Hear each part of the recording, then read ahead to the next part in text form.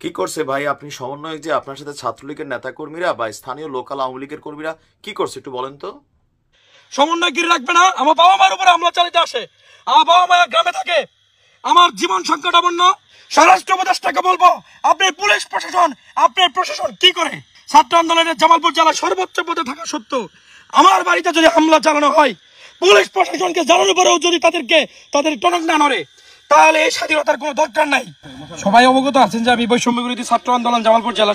দর্শক, যার বক্তব্য শুনছিলেন তিনি হচ্ছেন বৈষম্য বিরোধী ছাত্র আন্দোলনের একজন মহানায়ক, একজন বীর।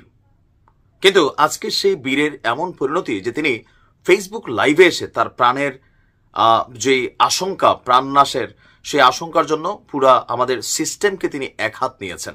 এখানে একটা জিনিস তাদের বোঝা উচিত যে আপনার মতন এরকম সমন্বয়ক সারা বাংলাদেশে ভাই কয়েক লাখ ছিল এই মুহূর্তে।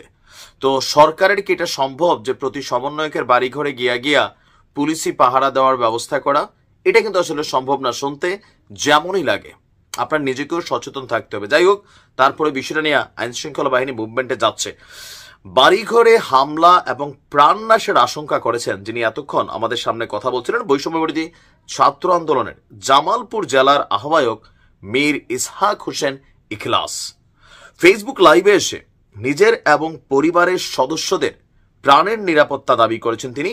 আর এই লাইভটি সোমবার রাত 10টায়, মানে গত পরশুদিন ব্যক্তিগত ফেসবুক আইডি থেকে 5 মিনিটের লাইভে হামলার আশঙ্কা প্রকাশ করে ক্ষুব্ধ প্রতিক্রিয়া জানিয়েছেন মীর ইসহাক।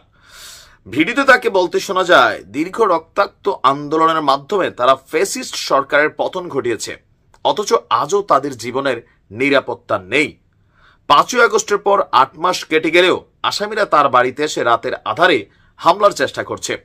এই যে আমি এই শব্দটা বারবার বলি, অনেক বৈষম্যবিরোধী ছাত্র আন্দোলনের নেতারা অথবা বিভিন্ন সময়, এটা আমরা আওয়ামী লীগের সময় দেখছি, কোনো কিছু হইলে শেখ হাসিনা আমার জীবন বাঁচান, এটা বাঁচান, ওইটা বাঁচান। ভাই, পুলিশের মধ্যে তো একটা লিমিটেশন আছে। এই যে আমি আবারও বলি, তাদের এই যে বক্তব্যটা যে জীবনের নিরাপত্তা নেই, নিরাপত্তা কিভাবে দিবে?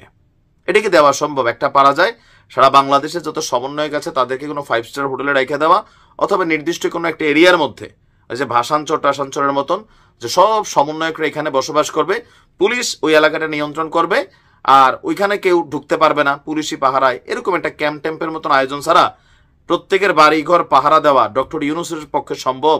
বাংলাদেশের পক্ষে কোন সরকারের পক্ষে সম্ভব না। আবেগী কথা বললে হবে না। আচ্ছা, তো তারপরেও তার বক্তব্য হচ্ছে যে সদর উপজেলার মোস্টা ইউনিয়ন চেয়ারম্যান পদে নৌকা প্রতীক নিয়ে প্রতিদ্বন্দ্বিতা করা বদরুল হাসান বিদ্যুতের পরিবার তার বাড়িতে হামলার ষড়যন্ত্রে জড়িত। বিদ্যুতের বাবা, চাচা, চাচাতো ভাই মিলে তার গ্রামের বাড়িতে হামলা করতে গিয়েছিলেন। এ সময় তাকে গুম্বা খুন করার হুমকি দিয়েছেন। এখন এটা তো পারিবারিক ঘটনা হইতে পারে, আপনি এলাকার ভিতরে হেল্লগে ভেজাল লাগাইবেন। ওই নতুন নতুন সমন্বয়ক হলে যেটা হয় আর কি, যে মানে গাছে মাছে আগুন লাগানোর অনেকে চিন্তা ভাবনা থাকে। পারিবারিক ভেজালগুলোর যদি রাষ্ট্রীয় ভেজালে লাগাই ফেলেন, যে ভাই এই যে বৈষম্য বিরোধী ছাত্র আন্দোলনের এক নেতা গতকালকে গ্রেপ্তার হয়েছে না, পারভেজ হত্যা মামলার আসামি, আপনি অপরাধ করবেন, আপনি তো গ্রেপ্তারও হইতে পারেন, তাই না?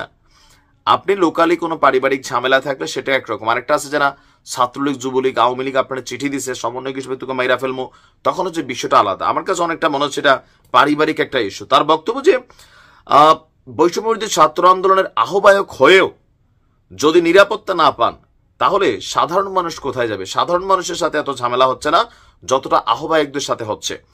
আইন উপদেষ্টা এবং স্বরাষ্ট্র উপদেষ্টার কাছে প্রশ্ন ছুড়ে দিয়ে বলছেন কেন তাদের প্রশ্রয় দেওয়া হয়েছে। কে প্রশ্ন? আইন উপদেষ্টা বলছে যে যাও, সারা বাংলাদেশে ডেভিল হান্টের মাধ্যমে মোটামুটি যারা আছে বিচি নেতা, বি ক্লাস নেতা ছিল, এগুলো কিন্তু গ্রেপ্তার করে ফেলছে। সরকারের উদ্যোগ চলছে, আসিফের নির্দেশে আরো অনেক অভিযান চলছে। তার বক্তব্য পরিকল্পনা থাকলে ওই রাতে হামলা ঠেকানো গেছে। কিভাবে হামলা ঠেকালেন ওটা আমরা জানলাম না।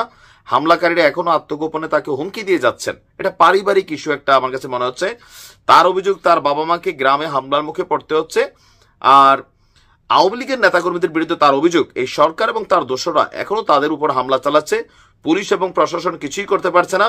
হামলার পরিকল্পনাকারী বিদ্যুৎকে কেন গ্রেপ্তার করা হচ্ছে না সেটা তিনি জানতে চাইছেন। টাকার বিনিময়ে কি অপরাধ এই সেই। তারপরে ডক্টর আসিফ নজরুলের এক ধাপ নিছেন তিনি। আপনি বারবার এই আসামিদের সুযোগ দিচ্ছেন, যা আমাদের উপর হামলার সুযোগ করে দিচ্ছে। এখন এটা হইতে পারে এটা আবার নতুন একটা কিছু, আসিফ নজরুলকে নিয়ে নানান ধরনের বক্তব্য অলওয়েজ আমরা দেখছি যে ওনাকে সরানোর জন্য নানান ধরনের আয়োজন কিন্তু করা হয়। তো যাই হোক, আশা করি আমরা যদি এই নেতার যে বক্তব্যগুলো সেগুলোকে তদন্ত করে তার নিরাপত্তার ব্যবস্থা করা হোক। আর পারিবারিক ইস্যুতে ঝামেলা করলে ভাই এগুলো পারবে না, এগুলো আপনাদেরও বুঝতে হবে। ভালো থাকুন।